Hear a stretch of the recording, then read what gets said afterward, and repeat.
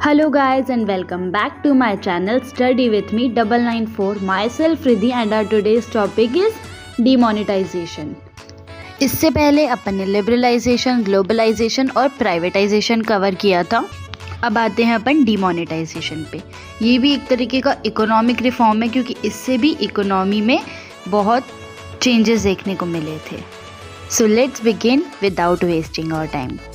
तो जैसे कि आप सबको पता है डिमोनेटाइजेशन के बारे में कि डिमोनेटाइजेशन क्या था, क्योंकि अपन सबकी ये आंखों देखी बात है, बिल्कुल अपने आगे हुई हुई बात है।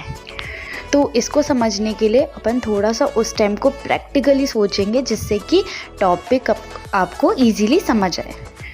तो क्या हुआ था, नवंबर 8, 2016 को गवर्नमेंट ने एकदम से ऐलान कर दिया था कि अब से ये जो आपके 500 और 1000 के नोट है ये अब से नहीं चलेंगे, उनको डीमोनेटाइज कर दिया, यानी उन नोट की वैल्यू बिल्कुल कम कर दी थी। अब अगर अभी आप वो वाले 500 और 1000 के नोट लेके किसी शॉप के पास जाओगे, उसको कहोगे मुझे सामान दो और वो वाला नोट दोगे, तो वो क्या आपसे एक्सेप्ट करेगा? नहीं, वो आपसे बिल्कुल एक्सेप्ट नहीं करेगा और आपको कहेगा कि सामान आप यहीं पे छोड़ जाओ और आपका ये नोट भी आपके साथ ले जाओ वापस।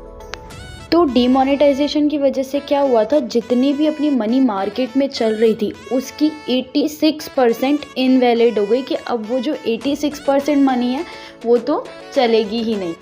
और ये जो पुराने 500 और 1000 के नोट थे इनको किससे रिप्लेस किया था, न्यू 500 के नोट्स और 2000 के नोट्स आए थे इनकी जगह पे।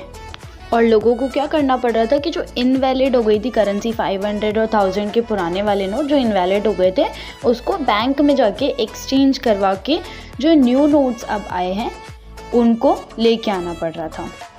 अब डिमोनेटाइजेशन के पीछे गवर्नमेंट का मोटिव क्या था, ये गवर्नमेंट ने बैठे बैठे नोट क्यों बंद करे? तो इससे क्या हुआ, जो लोगों की अनडिक्लेयर्ड इनकम थी यानी जो ब्लैक मनी थी वो आगे आई, राइट।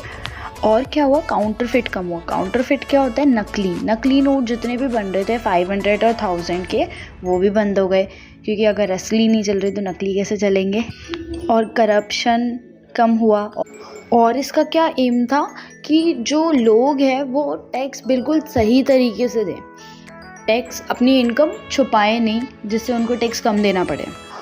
और एक तरीके से टेररिज्म को भी कम किया, क्योंकि मेन तो 500 और 1000 के नोट सबसे बड़े नोट थे उस टाइम पे। और ज़्यादातर टेररिस्ट भी क्या करते हैं कि लाइक दूसरे जो टेररिस्ट हैं उनको पैसे दिए कि तुम इससे गन लेके आना, ये करना, लाइक उसके लिए भी मनी चाहिए होती, राइट। और डिमोनेटाइजेशन के टाइम पे एक रिलीफ भी मिला था कि आप आपके जो मेन यूटिलिटी बिल्स है, इलेक्ट्रिसिटी के, वाटर के, गैस के, ये होते हैं यूटिलिटी बिल्स, राइट। तो इसमें 15 to 20 डेज़ का टाइम पीरियड मिला था कि इन बिल्स का आप पेमेंट इनवैलिड नोट से कर सकते हो 15 to 20 डेज़ के अंदर, इतना टाइम पीरियड ही दिया था। So now just let's understand what are the features of demonetisation. तो सबसे पहले तो इससे गवर्नमेंट को टैक्स का पता चला कि हमारे पास कितना टैक्स आ रहा है और कितना टैक्स आना चाहिए, क्योंकि ऐसे बहुत सारे बिजनेसमैन होते हैं जो कुछ ट्रांजैक्शन ऐसे कर देते हैं जिससे उनकी इनकम कम दिखती है, जिससे कि उन्हें टैक्स कम देना पड़े।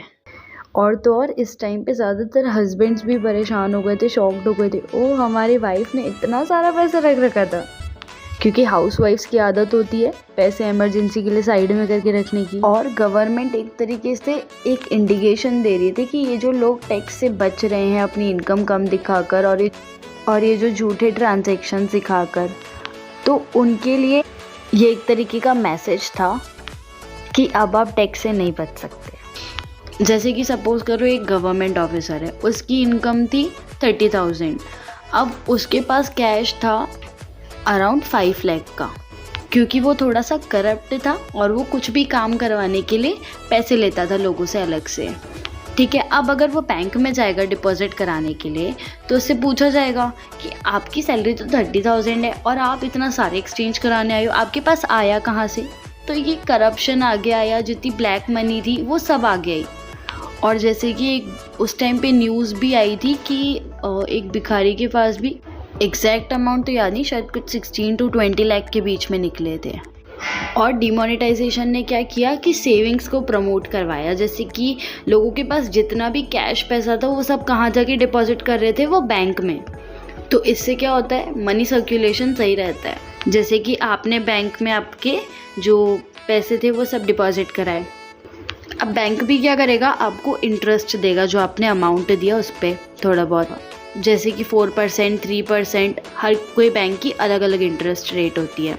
और वो उन पैसों से क्या करती है, आगे जो रिक्वायर्ड पर्सन है उनको लोन देती है बड़े इंटरेस्ट पे, जैसे 10% इंटरेस्ट या 12% इंटरेस्ट, और बाकी का जो उनका बचता है वो खुद रखती है। इससे क्या होता है, मनी मार्केट में सर्कुलेट हो रही है। और क्या हुआ, डीमोनेटाइजेशन की वजह से कैशलेस इकोनॉमी की तरफ अपन गए। जैसे ये पेटीएम, रुपे, ये पहले से ही चलते आ रहे थे, पर डीमोनेटाइजेशन के बाद अपन ने इन सब को यूज़ करना चालू किया। ज़्यादा से ज़्यादा लोग अवेयर हुए कि अब हम बैंक टू बैंक ट्रांसफ़र भी कर सकते हैं, हमें कैश हर जगह लेके जाने की ज़रूरत नहीं है। और अब तो अपन इतने कैशलेस हो गए हैं कि आपको हर जगह पे स्कैनर मिल जाएगा, हर एक छोटी दुकान पे मिल जाता है। और इनफैक्ट अब तो कई मंदिर भी ऐसे हैं जहाँ पर आपको स्कैनर मिलेगा कि आप स्कैन करके डोनेट कर सकते हो। Okay guys, so that's all for today. Hope you like the video. Don't forget to like, share and comment and subscribe my channel too. See you in the next video with a new topic.